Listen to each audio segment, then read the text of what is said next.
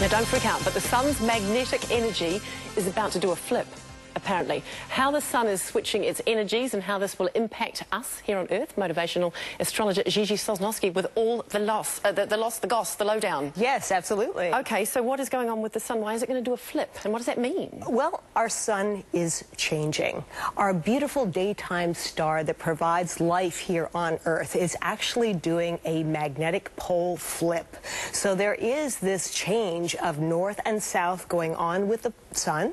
The sun basically is surrounded in a magnetic field, and this is in flux, and we are going to be having a lot of changes going on. It's actually been going on for about a year, and it's finally coming to its conclusion in about 3 or 4 months. So this is a big time of change. Do we feel anything when this is happening? Do we see anything? Does it impact? How does it impact? Well, it's interesting because, of course, you know, we've known about the solar activity for a long time. For hundreds of years, we've known there's solar spots and solar activity. And it's only really recently, since 1979, that NASA and the scientists all over the world have really been understanding the correlation between the sunspot activity and the magnetic field activity on the sun, and how one shifts. And they have found certainly that when there's a lot of solar activity going on, the magnetic field starts to shrink and then reverse.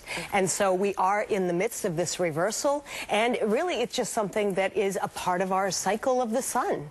So should we be worried about anything that might come of this, or is it something to be embraced? Well, actually, it's really funny because those who feared the Mayan calendar ending represented the end of the world will certainly be concerned. And I've seen so much going on the internet and Facebook and YouTube. What are they saying? Regarding cataclysmic. Really? You know, and this will cause terrible things happening. And it's absolutely not true. This is a natural cycle of the sun. There's nothing to fear. This is something that's known, that's tracked. And it really encourages us to perhaps think about positive change in our own life. As that beautiful star that brings us life is changing, we're perhaps given the opportunity to change ourselves and to change the way we look at life and what is around us. There's an interesting correlation, actually, between the polar shifts and sunspots and also what is going on here on Earth. And it's very interesting because there is a correlation between a challenge to authority when this shift happens. And we certainly can track it back throughout the years, protests in Vietnam War,